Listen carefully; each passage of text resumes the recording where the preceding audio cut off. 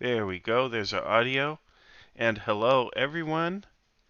And why are we not? Oh, there we are. Now we're showing up on YouTube. Okay. Woo, that was close. With all the technical issues we've had in the past, I got a little nervous there. Hello, everyone. Today we're going to recap a battle that was fought yesterday. I am actually going to pull up the YouTube link so that everyone can check out the battle. I'll be putting it in the comments directly. So if you have not seen the battle from yesterday, you'll definitely want to check this out. It was a pretty cool experience. It was rather remarkable for a number of reasons. So I definitely want to talk about Okay, what gentlemen, I made that apologize. battle so unusual. Here, I've got the video up, but let's pull in the link and put that in here. And here, well, if it lets me type, here's the link. Okay, so there you go. So you now have in the comments the link to this actual battle that we played. So it's worth a watch. Very interesting for a number of reasons. Basically, I umpired 7 players, dropped down to 6 when one of them had to leave. I had an assistant for a time. The assistant also chose to leave, probably because I was moving at warp speed, folks, and it was real hard for anyone to keep up with me. But that's okay. We were able to get the battle done in about 3.5 hours. I think close to 3.5 hours, which is pretty good time, and it was a full battle, so that part worked. So let's take a look here. Real quick, before we get into this, I do want to mention that we have our Patreon, and I want to encourage everyone to support us. We haven't had any new supporters in a while, I understand, but if anybody can, please support us. I am going to start creating more exclusive content that's going to be pre-recorded. I've been trying to figure out how to go live with exclusive content, and I'm not sure I can without buying really expensive software. On the other hand, I can do videos that teach you folks really cool and neat things such as how to work the different systems, resolve combats, when to make exceptions, and so on. Now, I'll be doing those as individual recordings and uploading those exclusively for the Patreon subscribers. So that is going to be happening, and I'll probably be starting that this week. And I promise to give you good content that's exclusive that I think you'll enjoy. Now, that being said, let's talk about this map real quick. This map is one that I created. I had help from Felix, who created a slightly better version of the map and overlaid the grid. I originally went to, well, let's tell you how I did it. We're going to take a look at the website, which is kriegsspiel.org, and I went to our resources, and I went down to our maps, and I went here, and we are going to be updating this. We have more resources now, but I went here to this one here, and I clicked there, and I chose the cadastral maps. I'm not sure if I'm pronouncing that correctly, but these maps, and they are absolutely beautiful maps. And let's see here, I have options I can turn off. I should be able to turn off, oh, here we are, the settlement borders. That takes the labels off. And you can take a look at this. This is the Habsburg Empire, folks. And you can zoom in anywhere you like, and you can create a map. So what you do is you zoom in, and what I did was I happened to end up here. I started like right here around this river because I thought it was interesting, which you'll see on the map. However, I ended up incorporating this discolored or odd colored portion because as I expanded the map out that way, I ended up having to do that or whatever. So that's why there's that odd colored patch in there. But basically, you have to zoom in like this, you capture the screen, and then you have to go into an image editor and stitch everything together. Then you have to take that image, and it has to be below a certain file size limit to go into Tabletop Simulator, and it also has to be under 10,000 pixels on a side. Now, if you look at this map, it ended up being pretty small. So the 10,000 pixel limit wasn't the issue. My issue was I reduced the file size so much that the quality of the image was degraded. My friend Felix, however, he fixed it. I gave him the original file, the original map that I made prior to reducing it, and he tweaked it so that it would fit inside the game. I then had to reduce the size of the pieces to get everything to scale, okay? But we did that. All right, so let's talk about the scenario. The scenario is basically put in, let's say 1741, roughly. Pardon me. I haven't had my coffee, nothing to drink yet this morning. I'll have it soon. But anyway, the scenario is set like roughly in the 1740s, and we had a limited number of players. We had 7. So I gave the Vermillion Republic, who is basically like France, think France.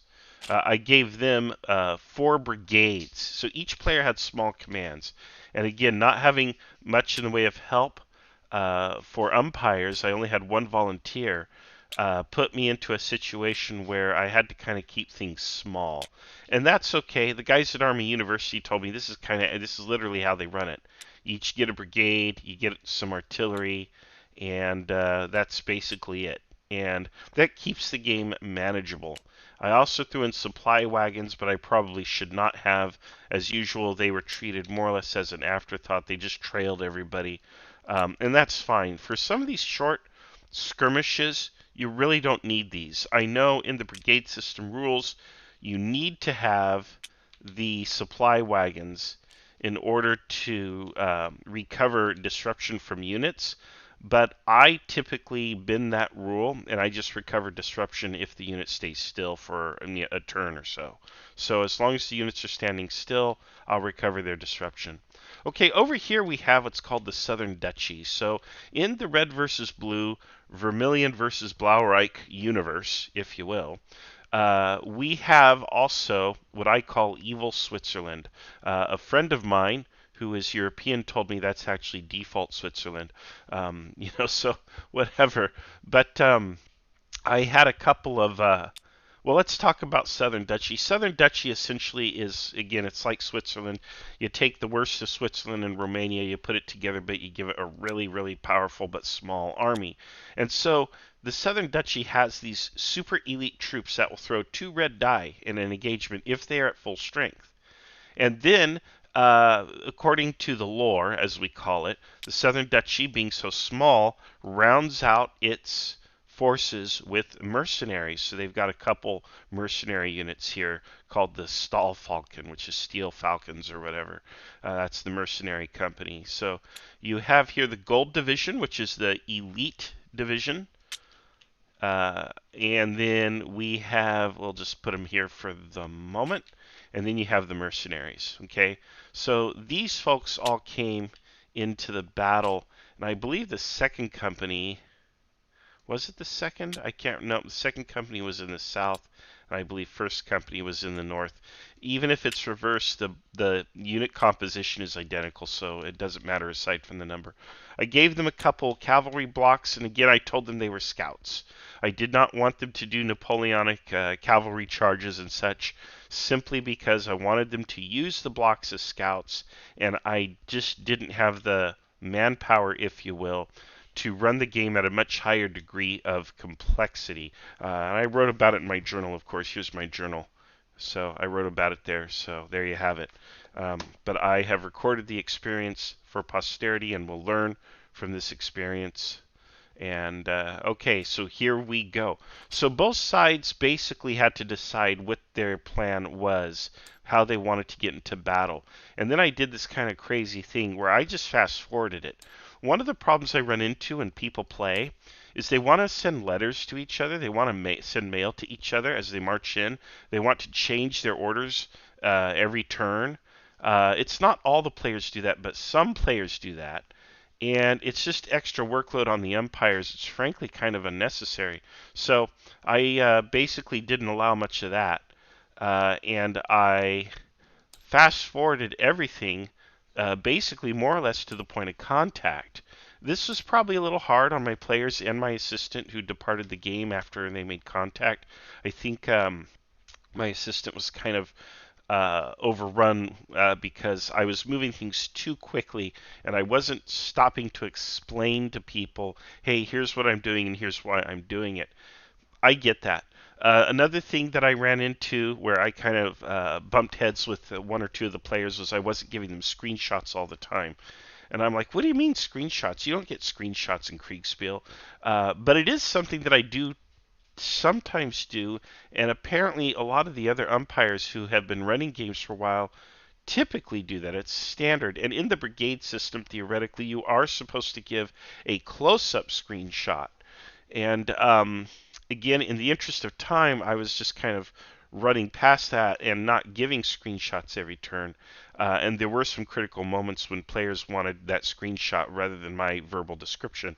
And I get that, and I generally caved in. One of the things I did a lot was I hit screen share. I would share my screen and I zoom in. I think that's a little faster than doing a screenshot. So I'll zoom in and I'll show the players what they see on the map.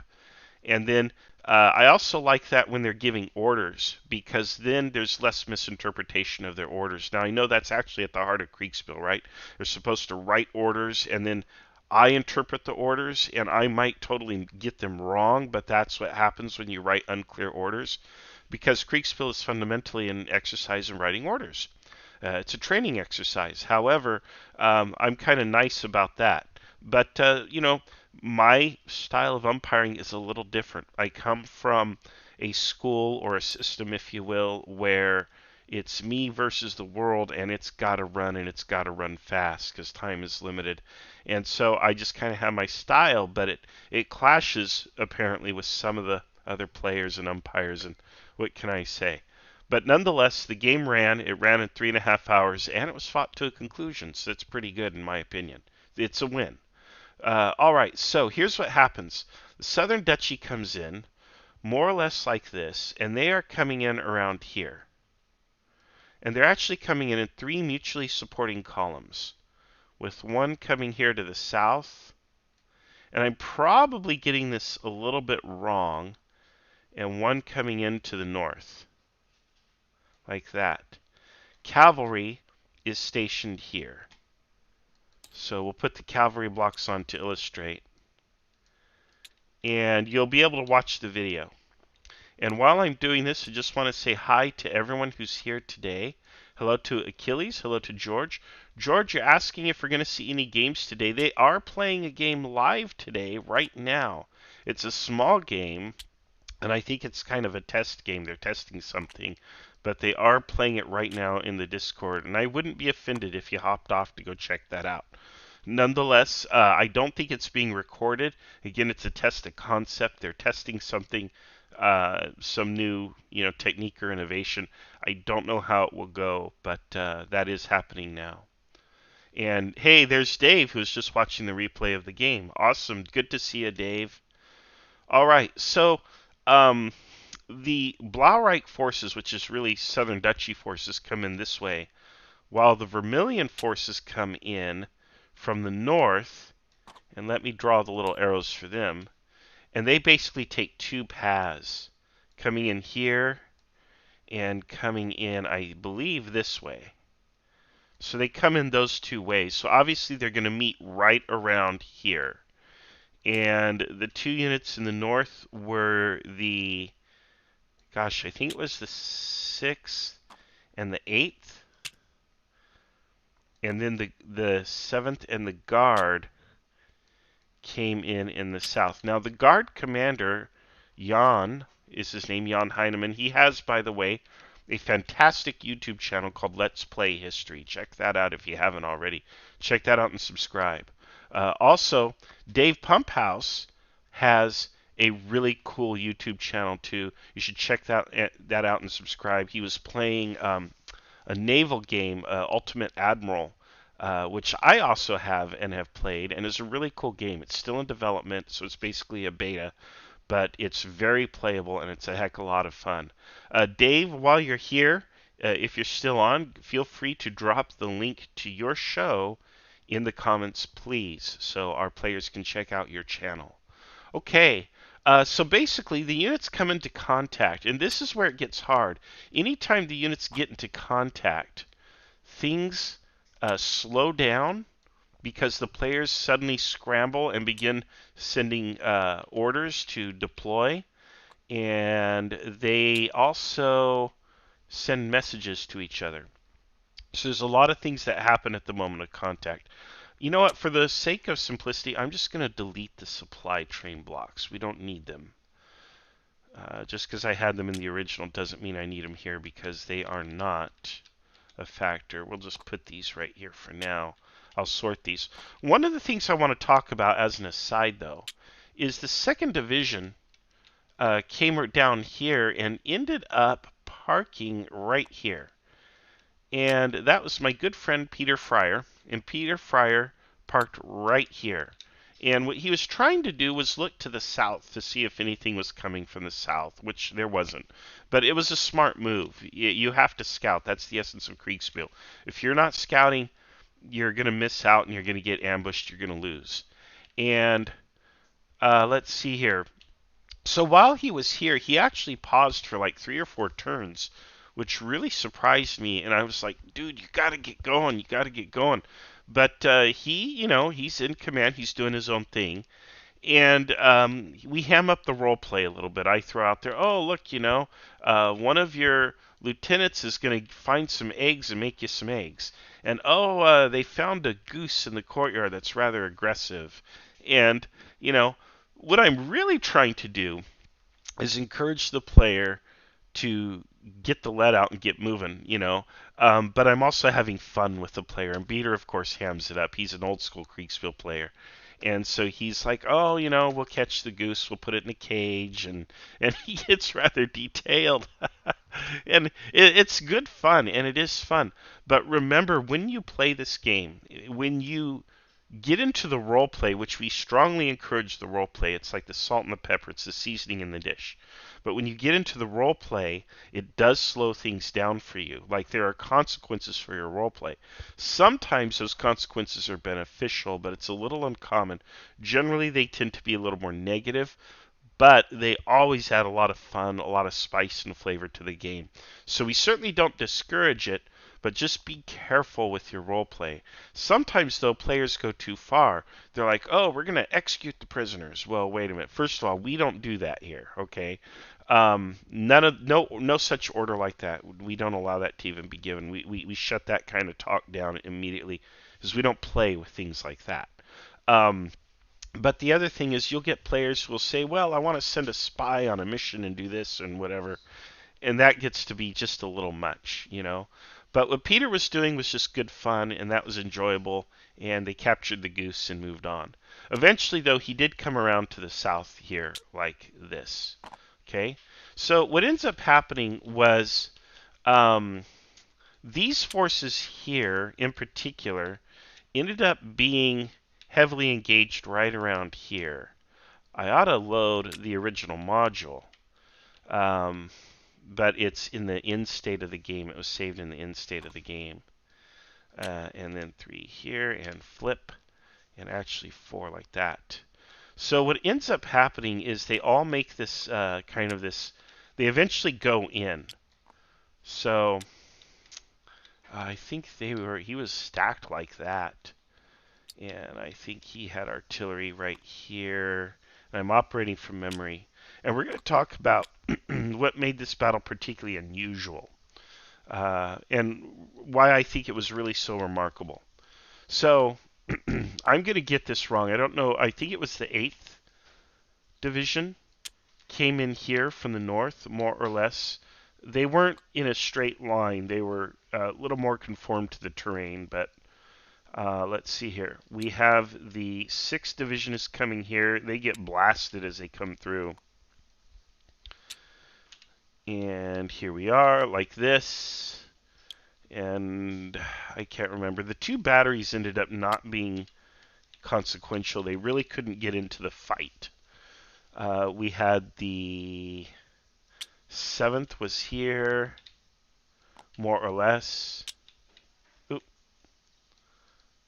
And then, of course, we had the guard. And the guard heavily engaged right here. And I think they had their artillery here. And that's pretty darn close. Now, one of the problems for poor Jan, who was commanding also the entire corps, or whatever we want to call it, is he had to keep going back and forth to check on things. These two players were new players, so they didn't have a lot of experience, so he was doing a good job taking care of them. Of course, no good deed goes unpunished, and there was one decisive turn towards the end of the game when he was over here and riding back, but had not yet made it back, and he was unable to give orders for a turn or two. And on one of those turns, I think it would have behooved him to be able to give an order. He's too far away for the order to be acted upon in time. That happens. But nonetheless, here's more or less the scenario. So what happens is, if you're looking at this, you're probably thinking, all right, we've got guard units here against elite units here, with the guard being better than the elite. Even though we have super elite units here, or super guard, or whatever you want to call it, they're facing off against two batteries of artillery, and this unit here is eventually going to wheel out. He ends up here. I think these two units end up coming out here like this to oppose them, or something like that. Actually, I think it was like this. It was just this unit comes out here like that is what happened. And this unit here starts to get flanked. He's going to have to defend like this and refuse his flank as these troops come in and attack. Well, here's what made it very, very interesting. According to the math of the scenario, even though these are just veteran units, the weight of numbers should crumple this northern flank. These units here, which actually stand here for a couple of turns before going in, are being fired upon by artillery. They should at least take some disruption. And then, of course, the guard should, in a straight-up fight, defeat the veteran units or elite units down here. That's not what happened. That's what makes this so remarkable. When the dice were rolled, these units here got chewed up. Two of them were so heavily disrupted and reduced they had to stay behind. The other two charged in. This unit took disruption and moved back to recover. I'll just reduce the block state to illustrate that. Another unit here ended up occupying the Egerhof or whatever it's called, and they actually repulsed both of these brigades that came into attack, or both of those battalions. So all of those units were repulsed at some point, or disrupted so much they were no longer effective in combat. And these guys were scouts. They had done their job and were removed. These units here ended up getting smashed. This unit was badly damaged, and he ended up retreating to here. He would become combat effective again before the end of the battle, but he took a lot of losses, as did this unit. I don't think these two units managed to get in before the end of battle. This unit was hammered by the artillery, particularly this artillery here, which is probably the MVP for the other side. This artillery really threw above its weight class, punched above its weight class, knocked out a bunch of units. This unit would eventually recover again before the end of battle. But there was just a lot of damage and disruption thrown. But down here, these two units clash, and when I rolled the dice, it was the guard, not the elites, that took the most damage. The guard suffered greatly. Now the elites suffered too. And by the way, this think of these as attack columns here. This is our road column march side, but I'll flip them like this and stack them together to illustrate attack columns, and that's what they did. And they both clashed. They had an initial maybe 5-10 minute bayonet clash. Then both sides pulled back because they both basically gave as good as they got. They satisfied the conditions of honor and said, okay, that's enough of that. Well, then they deploy into line and they begin attacking. They begin to exchange volleys. Oop, this one. In this formation. And so now they come through here and they begin firing on each other. And again, the guard takes serious losses.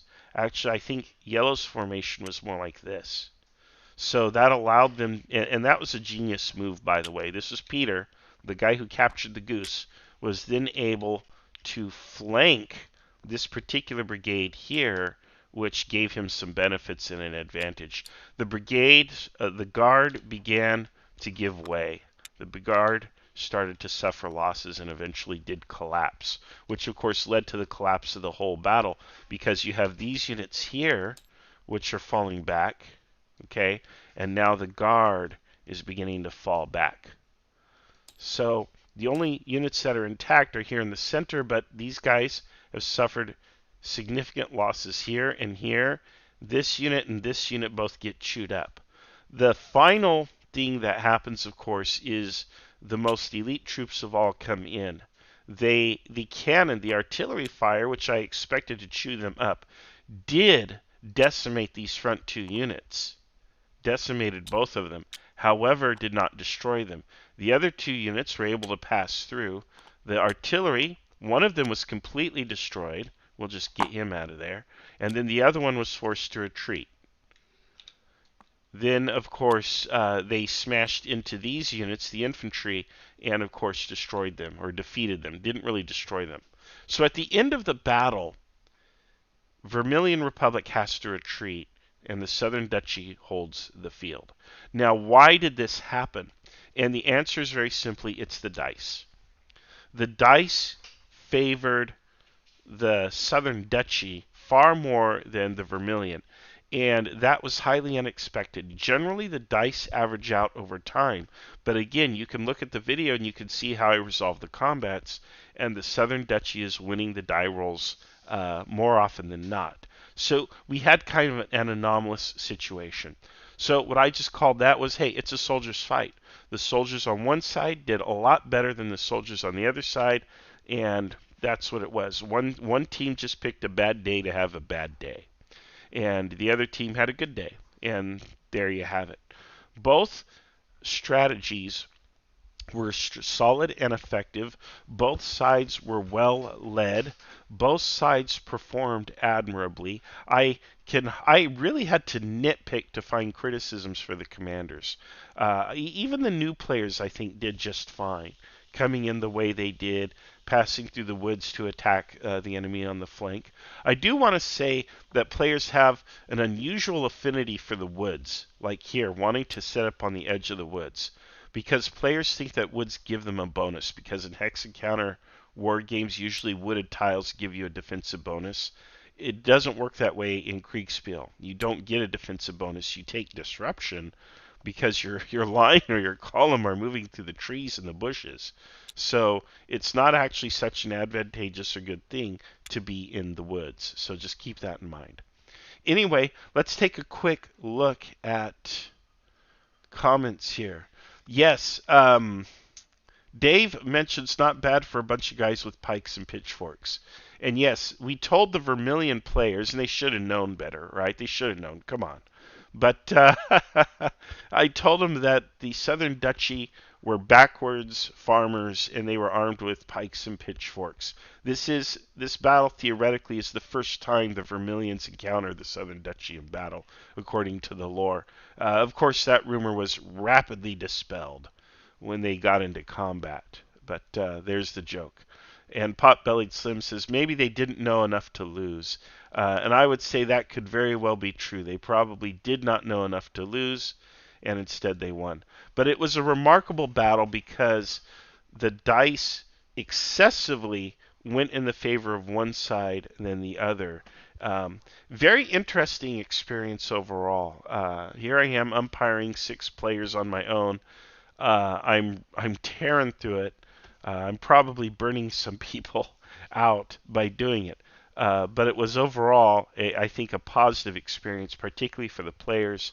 And we'll see what happens. We'll see how they react. But I do need to learn some of the new umpiring techniques that are being used by some of the other umpires that the players have become accustomed to. So there we have it. All right. Well, thank you, everyone. Goodbye to everyone who's here. Goodbye to George, who has to leave. Achilles, Dave, everyone who's here. Thank you for being here on the live stream and participating. Everybody else who has been watching but not commenting, I still want to thank you. I appreciate you being here. We had very good viewership today. And I am looking forward to our next adventure on Sunday of next week. In the meantime, I will be creating exclusive content just for subscribers. So if you haven't subscribed yet, now is the time to do it because the exclusive subscriber content is going to begin this week. So thanks a lot. Uh, Potbelly Sim says, Marshall, can you show the different dice and their results? I will. I will. Not today. It's time for the podcast to end, but I will. I'm afraid that will probably go behind the paywall. I'm sorry. Um, but at least for, up front,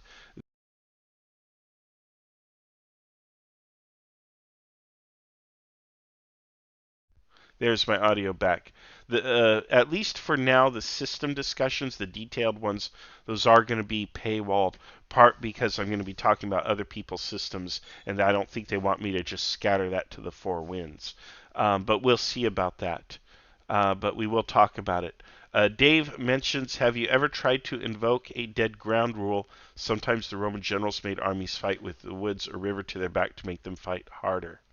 That's great. Yes, we have run scenarios like that. Yes, we have where that situation has arisen. So that's happened absolutely.